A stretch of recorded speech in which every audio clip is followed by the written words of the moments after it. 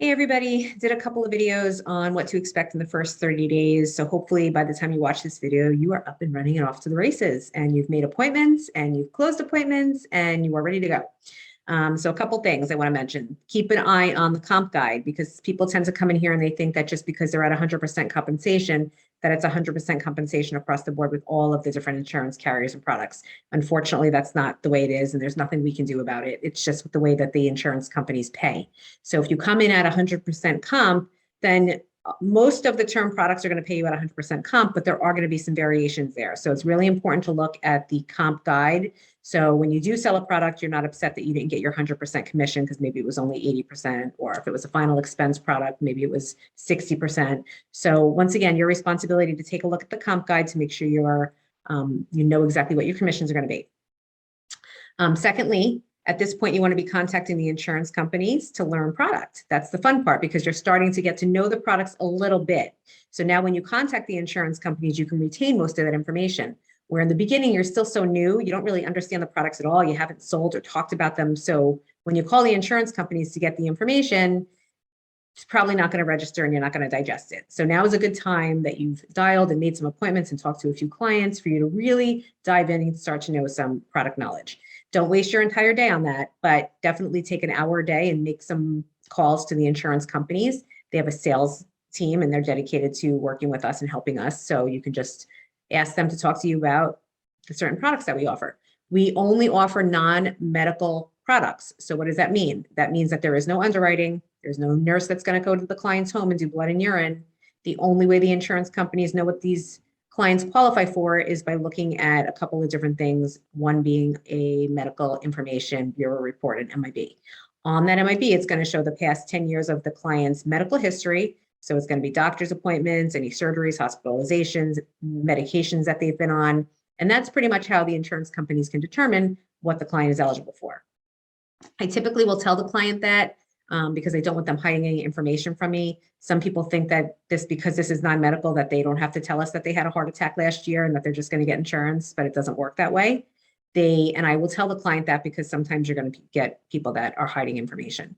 And even sometimes when I tell them that they're still hiding information, but you just want to let them know, when we submit an application, they're going to look at your MIB report. That's how they're going to know what you are qualifying for. You can't hide anything. It's all going to be on there. So is there anything I should know before I suggest what you qualify for? That's kind of how I present it. So anyway, call the insurance companies, learn the products. That's your job. I will try to set up trainings every so often with one of the insurance carriers to go over just to kind of brush up and get some more knowledge about the products because things change sometimes. You don't really have to know underwriting because we have this fabulous tool called the Underwriting Genie, and I use it all the time, even though I've been in the industry for 2 years. I kind of know a little bit about with each carrier, where they're kind of like, they don't, maybe this one doesn't like heart attacks. Maybe that one doesn't like diabetes. Maybe that one doesn't like, I don't know, blood pressure medicine. I don't know. But I know a little bit to be dangerous, but I still use the Slack every day. So you just go in and you type the client's age and you're going to type, what they're looking for and any medical stuff, any prescription stuff. You're going to put it in there. And then within a minute, an underwriter is going to get back to you with what products to offer. They didn't have that when I started. So you guys are so lucky to have that. And I absolutely love that tool and I use it all day, every day. You also have obviously their underwriting guidelines, or you have the cheat sheets, or you have your upline, or you have the 1-800 number. But since we have the Underwriting Genie, that is what mostly you're going to use. Okay. So when you start doing presentations, you just really want to get comfortable with the slides. So in the beginning, what I did was I just kind of verbatim read off the slides. I really didn't deviate from it. I just it's all there. So you just read slide.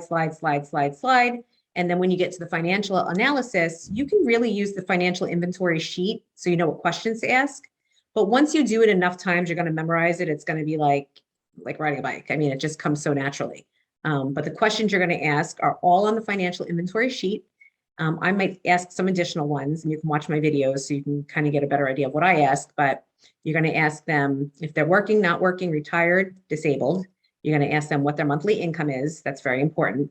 You're going to ask them if they have anything that acts like life insurance. And the way that you're going to position that is saying, do you have any retirement funds, 401ks, IRAs, stocks, mutual funds, rental properties, inheritances, anything that could roll over to your family in the event of you dying tomorrow?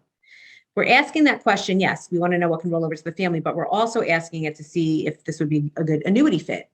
Okay, and we can talk about annuities at a later date. So you're going to ask that. You're going to ask, do they have any life insurance?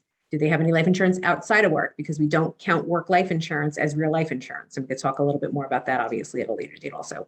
And you're going to get through that financial history. And that's what's really going to help you paint a picture for the client as to what their life or their family's life or their loved one's life is going to look like without them.